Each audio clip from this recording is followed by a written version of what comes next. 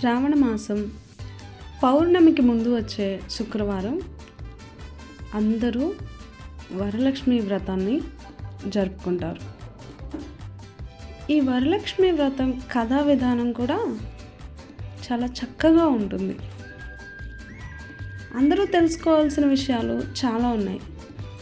ప్రతి ఒక్కరూ వరలక్ష్మి వ్రతం అంటే ఏమిటి, ఎలా చేయాలి, ఫలితం ఏంటి, దీన్ని ముందు ఎవరు ఆచరించారు, ఎవరికి ఎవరు ఉపదేశించారు, ఇలా ప్రతి ఒక్కరూ చెప్తూ ఉంటారు. అయితే అంతకన్నా ఒక ముఖ్యమైన విషయం, ఈ కాలంలో అందరూ గుర్తుంచుకోవాల్సిన విషయం ఒకటి ఉందని నా అభిప్రాయం. చారుమతి కలలో కనిపించి అమ్మవారు అనుగ్రహించి వరలక్ష్మి వ్రతం జరపమని, అందుకు సకల సిరి సంపదలను అనుగ్రహిస్తానని చెప్తుంది. అయితే చారుమతి తెల్లవారుజామున లేచి అత్తగారికి, మామగారికి, తన భర్తకి, అలాగే చుట్టుపక్కల ఉన్న స్త్రీలకి అందరికీ ఈ వృత్తాంతాన్ని వివరించి పౌర్ణమికి ముందు వచ్చే శుక్రవారం శ్రావణ మాసంలో ఈ వరలక్ష్మి వ్రతాన్ని ఆచరించి అందులో పాల్గొన్న అందరూ కూడా సకల సిరి సంపదలతోటి అనుగ్రహాన్ని పొందుతారు. ఈ కాలంలో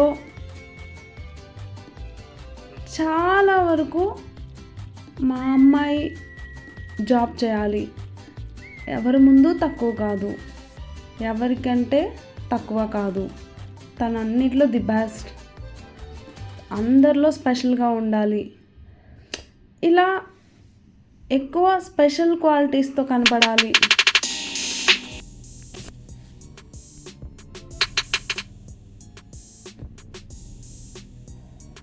ప్రత్యేకంగా ఉండాలి, ఈ ఫీలింగ్స్ చాలా సర్వసాధారణంగా అందరికీ ఉంటున్నాయి. మై సెల్ఫ్, నా ఉద్దేశం ఏంటంటే ఇలాంటి కథలని పిల్లలకి చిన్న వయసు నుంచే చెప్తూ ఇందులో ఉన్న థీమ్ నీతేంటి, చారుమతికే ఎందుకు వరలక్ష్మీదేవి అనుగ్రహం కలిగింది, ఆవిడ మిత భాషిణి, ఎంతవరకు అవసరమో అంతవరకే మాట్లాడుతుంది, అత్తామామను దైవ స్వరూపంగా భావిస్తుంది, పూజిస్తుంది, సేవ చేస్తుంది, భర్తను అనుకరిస్తుంది. ఒక కోడలిగా అత్తగారింటిలో ఎలా నడుచుకోవాలో చారుమతి ఉదాహరణగా నిలుస్తుంది. అయితే పెళ్ళయిన తర్వాత ఆడపిల్లలు ప్రతి ఒక్కళ్ళు భార్య భర్త సమానం, ఎవరు తక్కువ కాదు, జాబ్లు, నేను చదువుకున్నాను, నాకేం తక్కువ, నేను ఇంట్లో ఉండేదేంటి, ఇలా రకరకాల క్వశ్చన్స్ ఆ అమ్మాయి మనసులో ఏర్పడతాయి. దానివల్ల కుటుంబంలో సఖ్యత కూడా దెబ్బతింటుంది.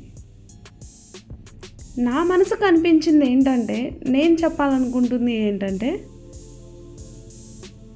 ఆడపిల్ల చదువుకోవాలి, అన్ని రంగాల్లోనూ తనదైన స్థానాన్ని ఏర్పరచుకోవాలి, వీటన్నిటికన్నా ముందు తన కుటుంబాన్ని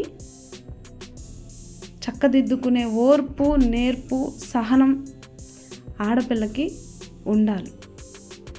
అందుకే ఆడపిల్లని భూమాతతో పోల్చారు, భూదేవంత ఓర్పు ఉండాలి అని. ఆ ఓర్పుని, సహనాన్ని అనుకోవని ఏ అమ్మాయి అయితే అలవర్చుకుంటుందో తను తన కుటుంబంలో ఎప్పటికీ ప్రథమురాలుగా ఉంటుంది. ఆ తరువాత ఉద్యోగం, ఇంకా ఏదైనా, ఎంత చదివించినా పెళ్ళైతే ఖచ్చితంగా చేస్తాము. పెళ్ళి అయ్యింది అంటే కుటుంబ బాధ్యతలు స్వీకరించాల్సిందే. ఇక పిల్లలు సంతానం కలిగినప్పుడు మరీను. అంటే అమ్మాయి పెళ్ళి తర్వాత నేనేంటి, ఓహో నేను ఇప్పుడు ఒక బాధ్యతను స్వీకరించాను, దీన్ని సక్రమంగా నిర్వర్తించాలి అనే ఆలోచన కలిగి ఉండాలి. అంతేకాని నేనేంటి, ఇంట్లో ఉండేదేంటి,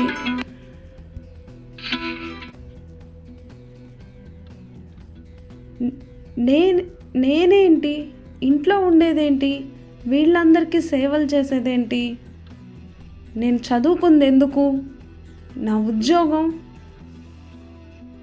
ఇలా ఆలోచిస్తూ సగం జీవితాన్ని ఇబ్బందుల పాలు చేసుకుంటారు. ఏదేమైనా ఎంత చదువుకున్నా, ఎన్ని ఉద్యోగాలు చేస్తున్నా పెళ్ళి తర్వాత జీవితం ఒక మలుపు తిరుగుతుంది. ప్రతి ఆడపిల్ల తెలుసుకోవాల్సిన అతి ముఖ్యమైన విషయం ఓర్పుతో, నేర్పుతో, సహనంతో, అణకువతో కుటుంబాన్ని చక్కదిద్దుకోవడం. చారుమతిలో ఈ గుణాన్ని వరలక్ష్మి మాత సంతోషించి ఆమెను అనుగ్రహించింది.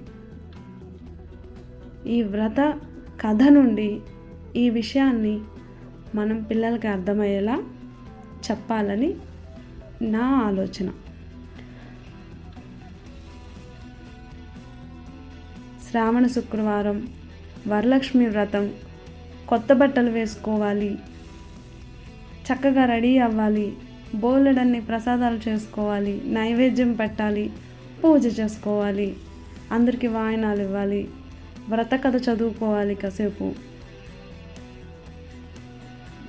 పూజ చేసుకున్నాం, అయిపోయింది. ఇలా కాకుండా ఆ కథలోని అర్థాన్ని, ఆ చారుమతి యొక్క జీవిత విధానాన్ని ప్రతి ఆడపిల్లకి తెలియజేయాలి ఆ తల్లి.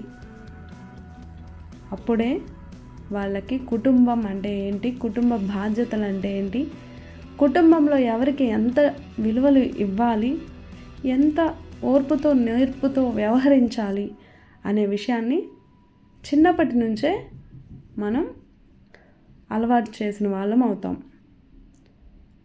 సో ఫ్రెండ్స్, ఈ విషయాన్ని గమనించి ఈ వరలక్ష్మి వ్రత విధానాన్ని, చారుమతి గొప్పతనాన్ని ఖచ్చితంగా అందరూ గుర్తించి